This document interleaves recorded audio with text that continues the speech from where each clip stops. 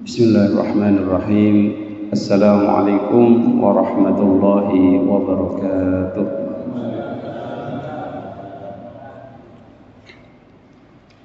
Innal hamdalillah nahmaduhu wa nasta'inuhu wa nastaghfiruh wa na'udzu billahi min shururi anfusina wa min sayyiati a'malina. May yahdihillahu fala mudilla lahu ومن يضلله فلا هادي له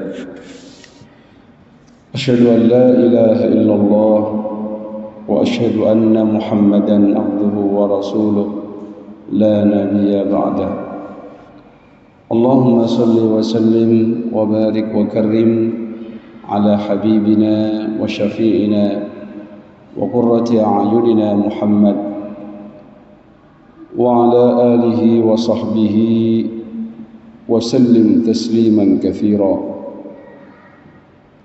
أما بعد نويت التعلم والتعليم والإفادة والاستفادة والنفع والانتفاع لله تعالى رب اشرح لي صدري ويسر لي أمري واحلل عقدة من لساني يفقه قولي اللهم إنا نسألك الهدى والتقى والعفاف والغنى آمين يا رب العالمين. Ikhwatal iman yang sekalian, alhamdulillah, mari kita senantiasa bersyukur kepada Allah Subhanahu wa taala.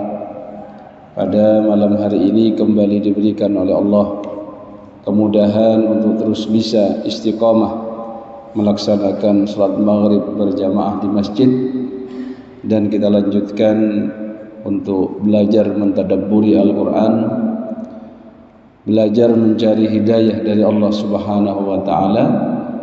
Dan duduk kita di masjid ini bukan hanya niat talabul ilm, tapi kita niatkan beriktikaf. Nawaitul i'tikaf di hadzal masjid liqadli muddati iqamati fihi lillahi ta'ala. Insyaallah pada malam hari ini kita akan melanjutkan surat Yunus di mana sampai kita pada ayat ketiga dan ayat keempat. Sesuai dengan surah Yunus yang merupakan surah Makkiyah, ayat ketiga dan keempat ini pembahasannya adalah menegaskan sisi ketuhanan dari Allah Subhanahu wa taala, yang mana dua ayat ini menegaskan siapa Tuhan yang berhak untuk disembah dan siapa pencipta alam semesta, baik di langit ataupun di bumi. Mari kita baca terlebih dahulu ayat ketiga hingga ayat keempat dari surah Yunus, dengan harapan bacaan kita diberikan oleh Allah pahala. Setiap hurufnya satu kebaikan, dan satu kebaikannya dilipat gandakan menjadi 10 kali lipat. Amin Allahumma amin. A'udzu billahi minasy syaithanir rajim.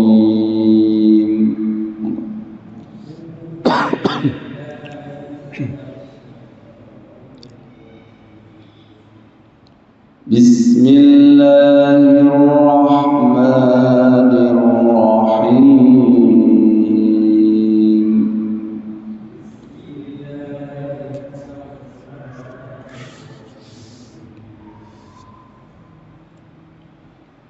Inna rabbakumullahu alladhi khalaqas samawati wal ardh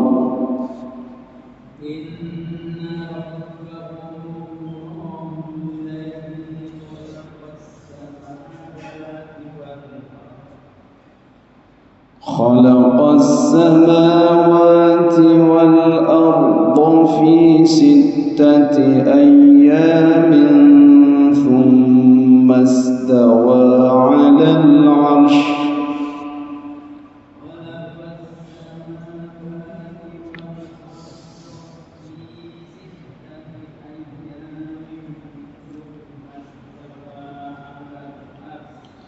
ثم استوى استوى على العرش يدبر الأمر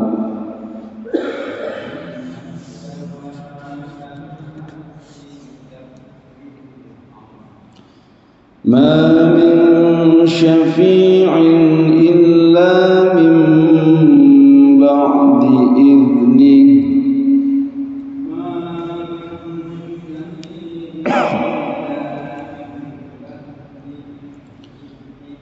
ذلكم الله ربكم فاعبدوه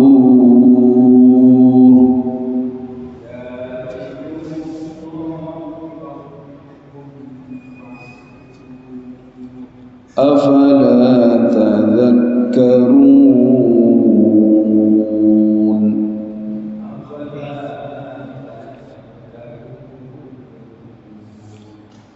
إليه مرجعكم جميعا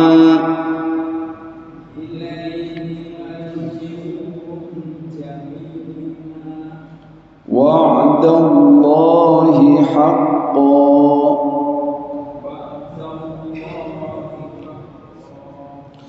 إنه يبدأ الخلق ثم يعيده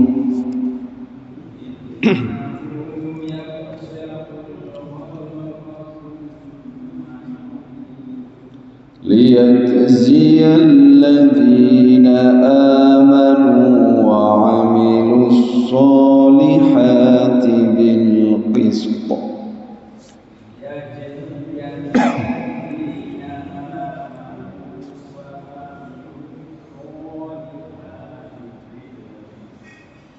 والذين كفروا لهم شراب من حميم وعذاب أليم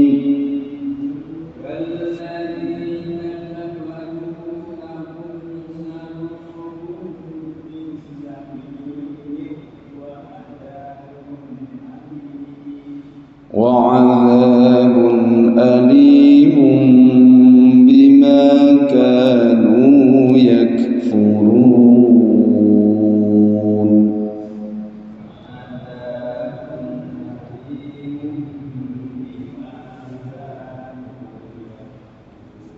صدق الله العظيم.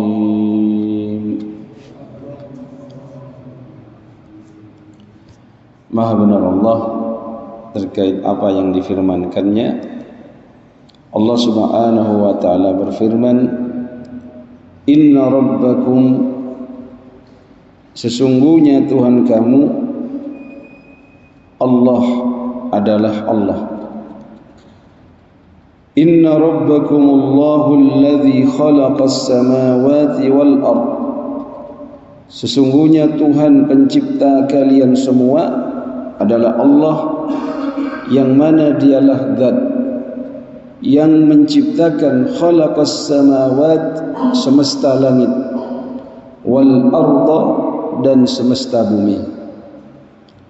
Fi sittati ayyam, Allah menciptakan langit dan bumi ini dalam 6 hari. Thumma istawa 'alal 'arsy, kemudian Allah Subhanahu wa taala bersemayam di atas singgasananya, yudabbirul amra, untuk mengatur segala urusan. Ma min syafi'in, tidaklah ada yang dapat memberikan pertolongan syafaat illa min ba'di izni, kecuali setelah ada izin dari Allah Subhanahu wa taala.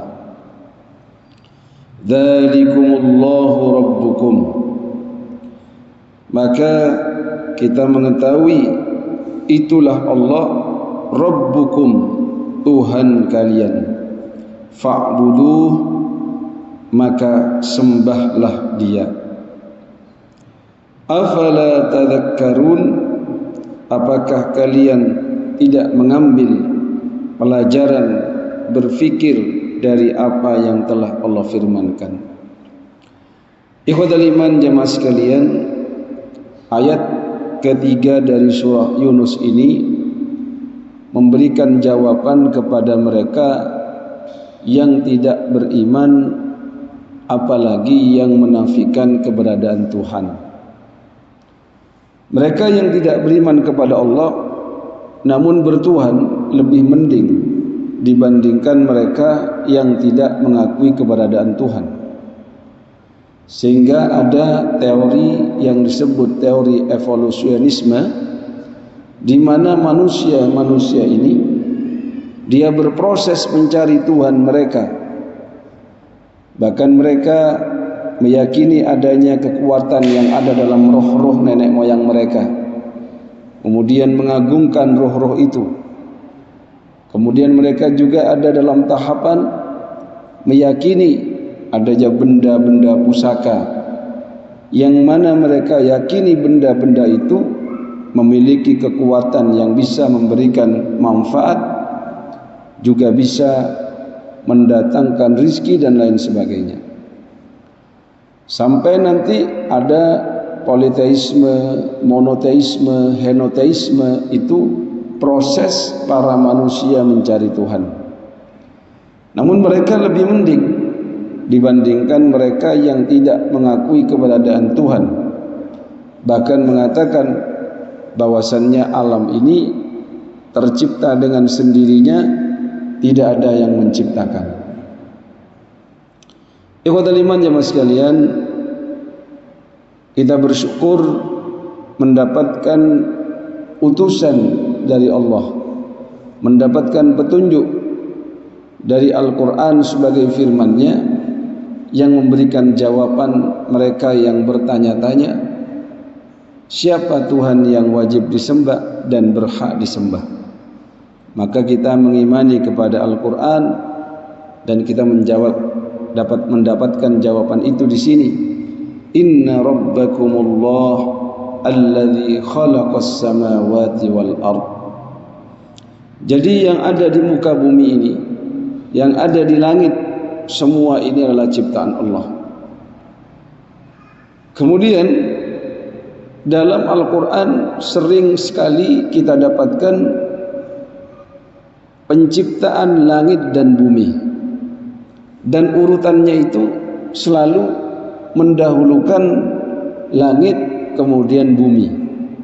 Di sini ada pembahasan yang mana menunjukkan keagungan para penduduk langit, termasuk para malaikat-malaikat Allah Subhanahu wa taala, yang dikatakan dalam setiap jengkal di langit itu ada malaikat-malaikat yang bertasbih menyembah kepada Allah Subhanahu wa taala. Kemudian ikhwatal iman, Allah memberikan penjelasan bahwasannya menciptakan semesta langit dan bumi ini fi sittati ayyam. Di sini ada perbedaan pendapat apakah hari yang dimaksud di sini 6 hari sebagaimana hari yang kita lalui bersama, yaitu 24 jam sehari semalam, atau hari yang lain, di mana ada yang menafsirkan wakila kullu yaumin ka alfi sanah, bahwasannya seharinya adalah sama dengan 1000 tahun. Berarti penciptaan langit dan bumi ini bukan main-main. Bahkan luar biasanya ciptaan Allah ini, kita pun mendapatkan betapa banyak ilmu yang dikaji, ilmu yang diteliti dari ciptaan Allah yang ada di langit dan ada yang di bumi. Baik itu bintang-bintang, baik itu hewan-hewan, baik itu di dalam laut dan lain sebagainya. Yang jelas hak prerogatif Allah menciptakan dengan masa yang Dia tentukan. Ada juga yang memberikan penjelasan maksudnya fi sittati ayyamin, Allah mengajarkan kepada kita bahwasannya berproses itu adalah bagus. Tidak boleh ada instan. Jadi kalau instan nanti hasilnya itu bermasalah. Kuliah pengen cepat selesai, instan, bayar langsung lulus misalnya. Atau ingin ngader ulama, ikut daurah seminggu sebulan langsung jadi ulama. Ini ulama instan. Kalau kita mendengar mie instan saja sudah syarat makna yang tidak bagus ya. Apalagi selain itu. Maka di sini Allah ingin mengajarkan kepada makhluk-makhluknya, termasuk kita manusia ini, butuh proses dalam hal sesuatu, padahal Allah mampu kun fayakun menciptakan lebih singkat dari itu, atau bahkan sekali sabda, sekali kun fayakun maka langsung jadi.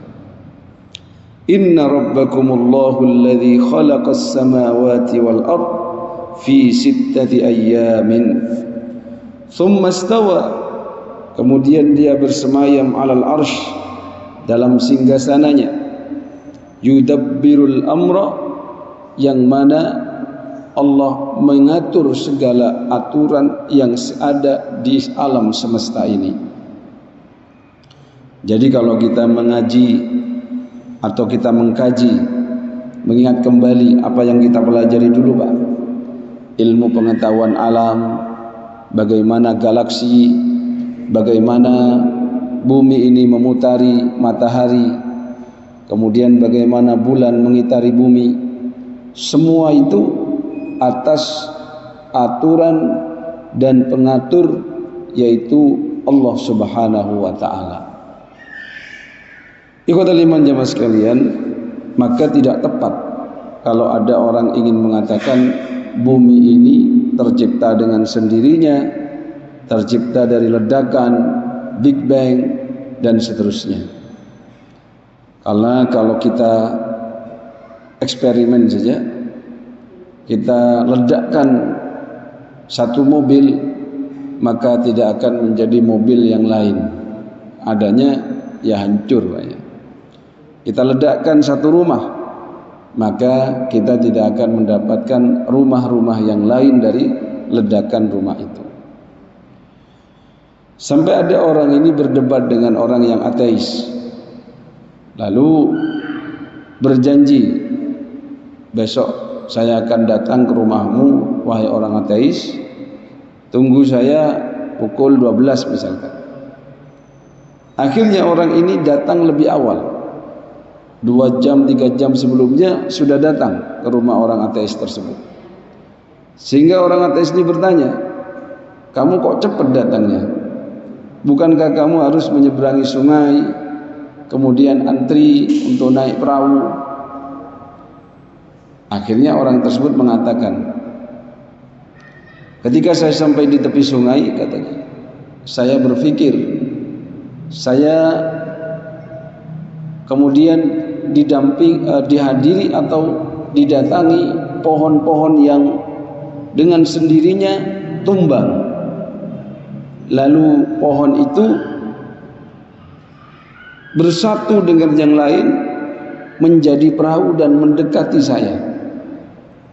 Akhirnya saya tidak butuh waktu untuk menunggu perahu yang tidak ada, maka saya naik pohon-pohon itu, lalu saya sampai kepada tempatmu ini lebih cepat dari yang kita janjikan. Akhirnya orang ateis ini mengatakan, wah kamu ini bohong, tidak masuk akal, masa pohon jadi perahu sendiri katanya.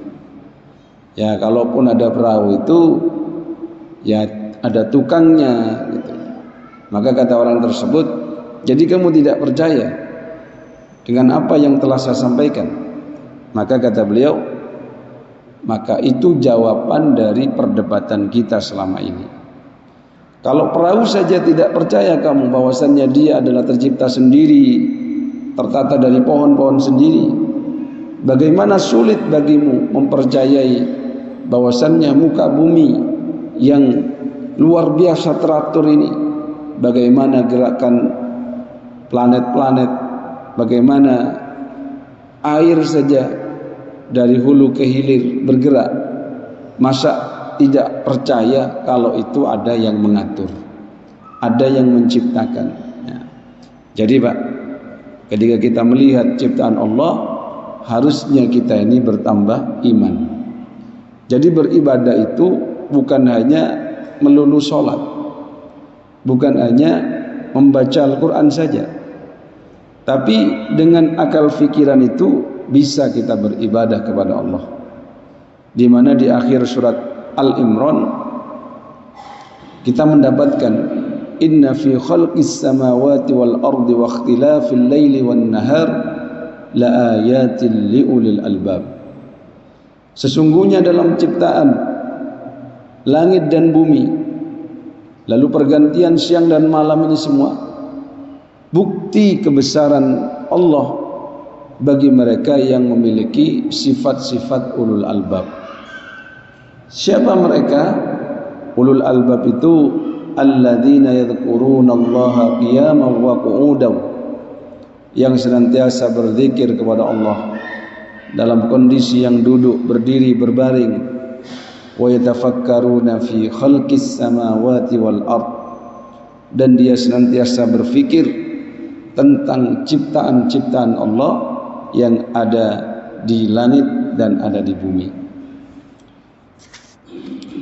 Ma min syafi'in illa min ba'di idhnih, bahwasannya tidaklah ada yang mampu memberikan syafaat kecuali setelah Allah berikan izin kepadanya. Jadi Pak, kalau kita mendengar kata-kata syafaat, itu biasanya berkaitan dengan pertolongan.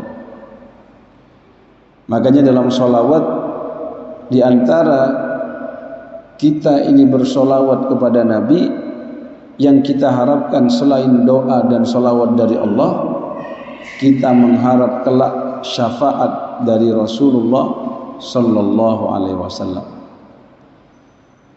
di mana kelak Nabi itu ketika nantinya memohon kepada Allah untuk memberikan syafaat kepada umat-umatnya yang sangat membutuhkan pertolongan di akhirat kelak, maka Allah Subhanahu wa taala ketika melihat Nabi Muhammad ini bersujud kepada Allah, khususnya di hari padang mahsyar ini, maka Allah berkata, isfa tusyaffa, silakan engkau angkat wajahmu wahai Muhammad, is'al tu'ta, minta apa yang engkau inginkan, dan isfa tusyaffa, berikan pertolongan kepada umatmu, maka aku akan memberikan izin syafaat itu. Jadi ini yang penting Pak, bahwasannya menjadi umat Muhammad bukan hanya kita ini bersyukur, tapi kita mengharap nantinya kelak mendapatkan syafaat, mendapatkan pertolongan dari beliau, khususnya di yaumil mahsyar kelak. Dan itu yang sangat dinanti-nantikan. Maka jangan sampai kita tidak diakui sebagai umatnya. Dzalikumullahu rabbukum fa'buduh, itulah Allah Tuhan kalian, maka sembahlah Dia. Afala tadhakkarun, apakah kamu tidak mengambil pelajaran? Khususnya mereka yang menyembah kepada selain Allah, yang menyembah kepada binatang, yang menyembah kepada matahari, yang menyembah kepada api, yang mana orang-orang Majusi menyembah kepada api Pak. Bahkan lucunya itu, tempat sesembahan api itu dipiket, dikasih kayu bakar, gimana api sesembahannya itu tidak bisa mati karena terus bergantung dengan kayu bakar tersebut. Jadi kenapa ketika Nabi Muhammad dilahirkan, salah satu mukjizat atau sesuatu keanehan yang terjadi adalah matinya api yang hidup, khususnya di Yunani itu ya, yang selalu hidup itu Pak. Api itu mati ketika Nabi dilahirkan. Itu sebenarnya sudah petunjuk. Kalau orang mau mentadabburi dari Nabi itu lahir saja sudah mati, sudah pernah itu mati, padahal sebelumnya tidak pernah mati. Begitu juga orang-orang yang menyembah kepada selain Allah, entah itu menyembah sapi, menyembah kepada hewan-hewan lain, karena menyembah itu bukan hanya diartikan bersujud, tapi mengagungkan, meyakini adanya sesuatu itu memberikan madarat dan manfaat, itu sudah masuk kategori menyembah. Misalkan memberikan sesajen pada pohon yang besar, atau memberikan sesajen pada apapun itu ya, dengan maksud dan tujuan apa? Agar terhindar dari mara bahaya, agar mendapatkan rezeki yang banyak. Itu bagian dari menyembah. Maka dari itu kita diajak untuk berpikir. Dan kenapa dulu zamannya Nabi Ibrahim mencari Tuhan itu sampai-sampai bapaknya sendiri Azar itu dikritik sama putranya. Kenapa bapak hendak menyembah kepada patung yang tidak bisa apa-apa gitu. Bahkan kalau kita nanti sampai pada surat Ibrahim, kita membaca bagaimana Nabi Ibrahim itu ingin menyadarkan umatnya, menghancurkan berhala-berhala yang kecil, membiarkan berhala yang besar. Kemudian ketika ditanya, apakah engkau yang melakukan ini? Maka dia mengatakan, tanya pada berhala yang besar itu, yang memegang kampak itu. Maka mereka berkata, kamu ini gila. Masa kami suruh bertanya kepada berhala yang tidak bisa berbicara? Maka dibalas pernyataan itu, kalau kamu tahu berhala itu tidak bisa bicara, kenapa engkau meminta kepadanya? Karena dia tidak juga bisa mendengar dan tidak bisa menjawab permintaan-permintaan. Ini ada yang sadar, ada yang tidak sadar, Pak. Begitulah manusia. Sampai kalau panjenengan lihat, Pak, di India itu yang namanya sapi itu diagungkan. Dan sapi itu menjadi permasalahan yang pelik di sana. Kenapa? Karena sapi yang disinyalir itu bagian dari dewa-dewa yang mereka agungkan, itu bikin macet. Kadang ada orang nabrak itu bisa kecelakaan. Belum lagi keleleran di mana-mana, merusak pemandangan. Tapi begitulah, Pak, ketika orang ini dibutakan dengan keyakinan, ya, apalagi kalau Muslim di sana, baik nyembelih sapi masalah. Tapi kalau di Islam, sapi justru menjadi sembelihan, menjadi hewan kurban. Nah, ini. Jadi sisi ekonomi saja beda. Kalau yang versi mendewakan sapi, sapi akhirnya nggak ada manfaatnya.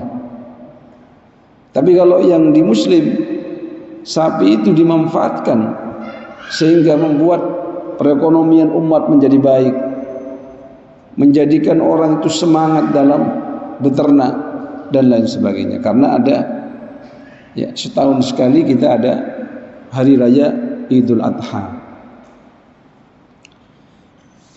Bahkan ya, orang-orang yang menyembah kepada selain Allah, dalam hal mereka yang menganut animisme, dinamisme, itu disadarkan.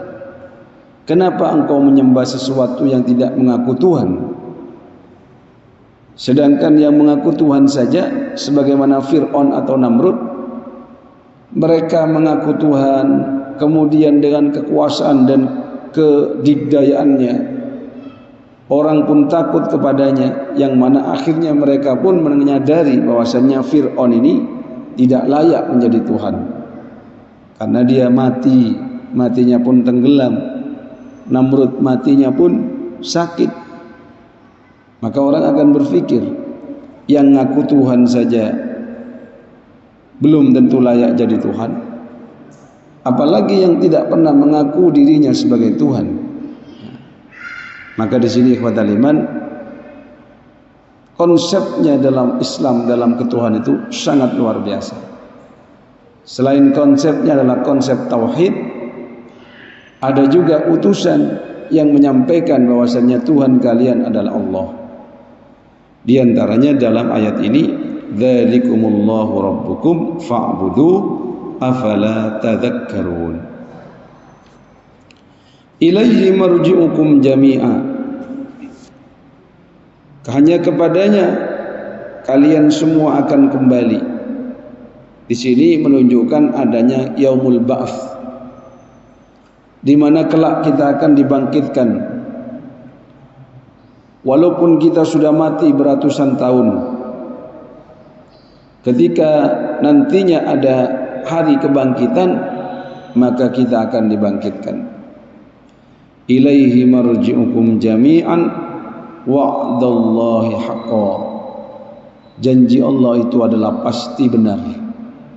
Dan kita mendapatkan dalam ayat-ayat yang lain, innaka la tukhliful mi'ad, sesungguhnya engkau tidak akan menyelisihi janjimu. Innallaha la yukhliful mi'ad, sesungguhnya Allah tidak akan menyelisihi janjinya. Banyak-banyak janji Allah itu, tinggal kita nanti memastikan. Ya, misalkan kalau kita membaca ayat-ayat terkait ahli surga, ciri-ciri ahli surga begini, itu bagian dari janji Allah. Kemudian misalkan ciri-ciri ahli neraka, kok kita masuk dalam itu, berarti itu tidak akan meleset.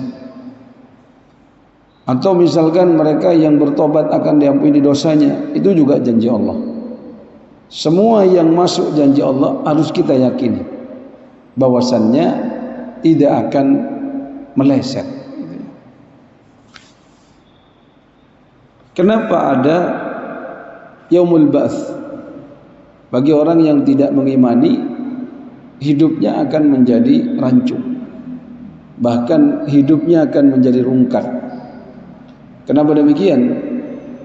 Karena dia merasa hidup itu hanya di dunia saja, tidak ada hari pembalasan, tidak ada hari kebangkitan. Kalau kita dalam tauhid dan akidah kita diajarkan akan ada hari kebangkitan, yang mana ketika manusia mati, walaupun jasadnya hancur, hanya sisa satu biji dari tulang ekor kita ini yang kelak akan tumbuh sebagaimana padi tumbuh, sebagaimana jagung yang satu butir itu tumbuh menjadi beberapa buah. Innahu yabda'ul khalqa thumma yu'iduh.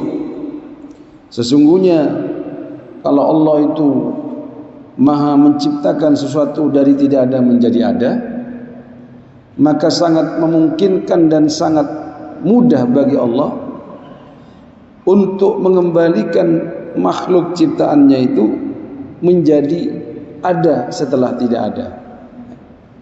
Jadi innahu, sesungguhnya Allah, dialah yabda'ul khalqa, yang memulai penciptaan, summa yu'iduh, dan juga menghidupkan kembali setelah berbangkit, atau dikembalikan kembali ciptaan itu setelah dia mengalami kematian. Untuk apa? Ini yang bikin kita harus mempersiapkan diri.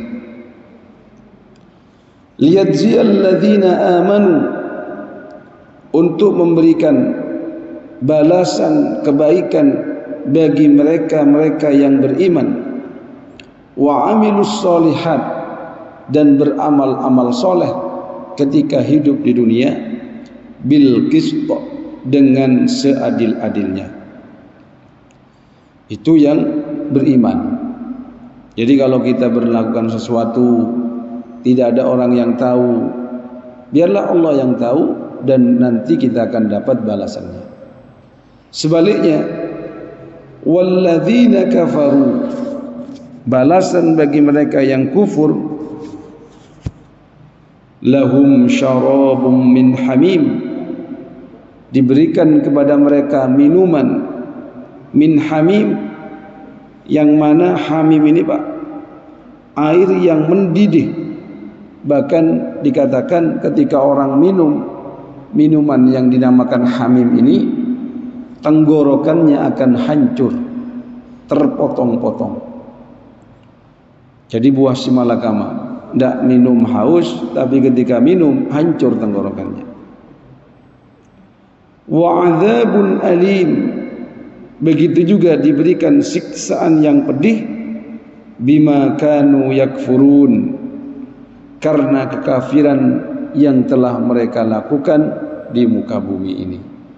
Maka kita bersyukur dengan nikmat iman dan Islam ini, dan mari kita buktikan dengan amal-amal soleh kita, sehingga kita mengharap nantinya balasan terbaik dari sisi Allah Subhanahu wa ta'ala.